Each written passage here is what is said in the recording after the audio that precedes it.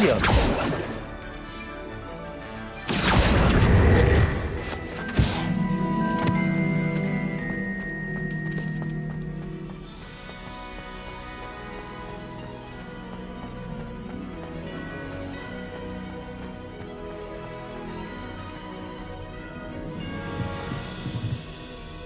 Aloha Mora.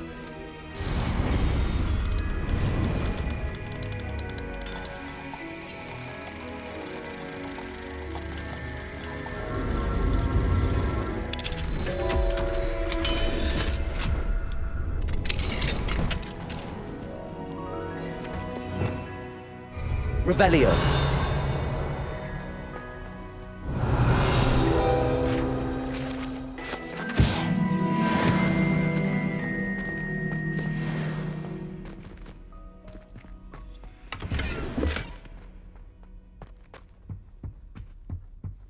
What do we have here? A demiguise.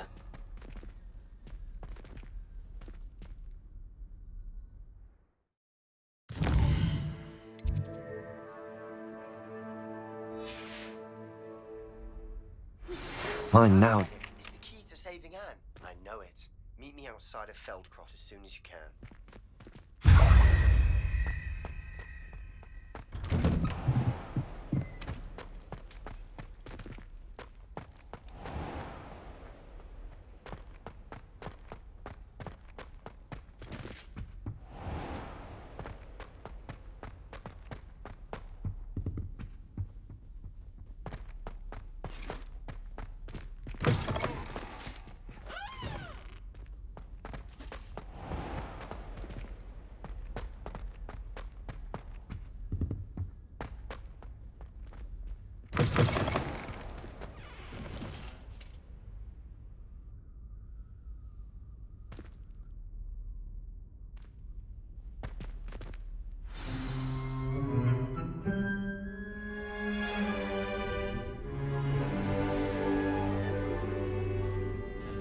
In today's lesson, we will cover a truly thrilling event.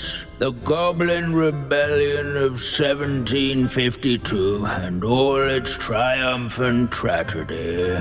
But more specifically, we will address the devastating effect it had on the wizard milling industry.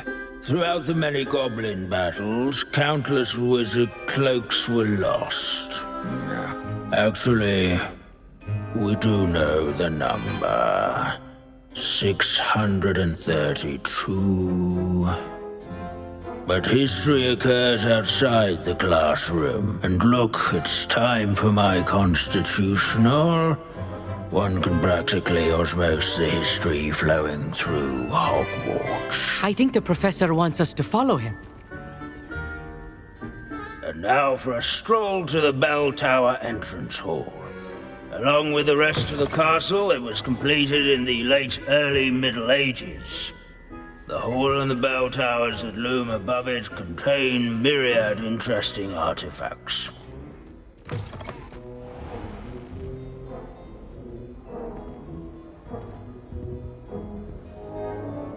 Good to see you again. Recovered from that nasty bout of dragon pox, have we?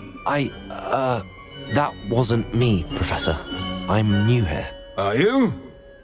Well then, welcome. No doubt you're eagerly anticipating my analysis of various wizarding councils, codes, statutes, and of course, goblin rebellions. Not all goblins are rebellious. Some venture into wizarding politics, such as Eargit the Ugly. Some are talented artisans, such as Bragbor the Boastful. Did you say Bragbor? I think I know that name. Well known for his metalwork. I would imagine much of his goblin wrought iron and silver has survived to this very day. Oh, of course. Odgok said he was an ancestor of Ranrock. Well, where were we? Oh yes. Back to our class topic for today. Grimbold Weft. another notable historical figure. He's right nearby. Revelio. Curious students can No, that's not good. I recommend all students introduce themselves to this hero.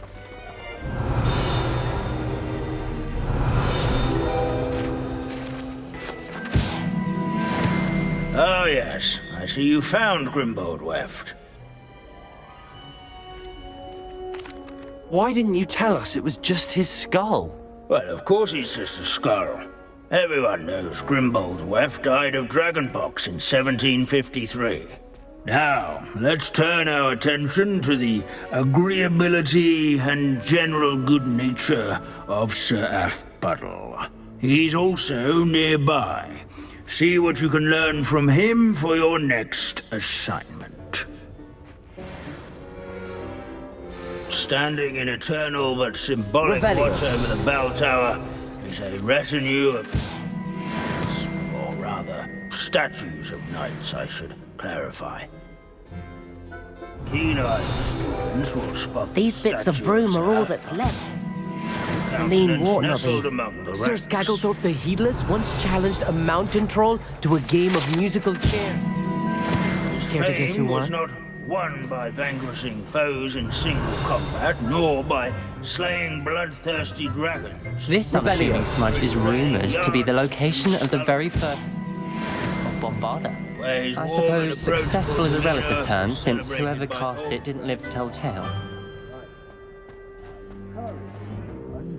The waving statue's acquaintance.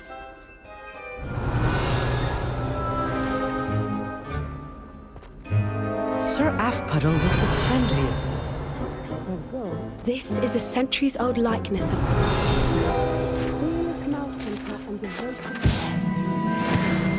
People have always loved their past. I find that comforting. Confringo.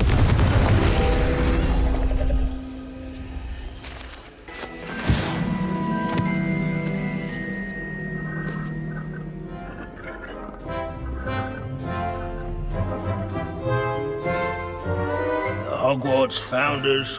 Professor Binns, I found the statue of Sir Aphpuddle. Ah, well done. Alas, Sir Aphpuddle's affability was his undoing. Died instantly trying to befriend a basilisk. Eye contact is not always to be encouraged. So beloved was he that even some goblins mourned his passing. Of course, that did not bode well with the rest of the goblins, most of whom could not abide mourning the loss of a wizard. Pity goblins and wizards can't get along. True, but imagine how dull my lectures would be without goblin rebellions to discuss. History does tend to repeat. It is a series of patterns, a thought both comforting and disconcerting. The wise student, such as yourself, will learn from it.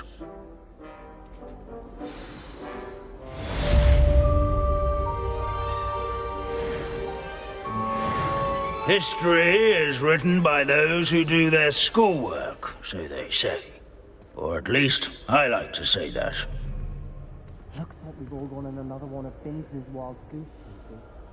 How can we do so much and accomplish so little?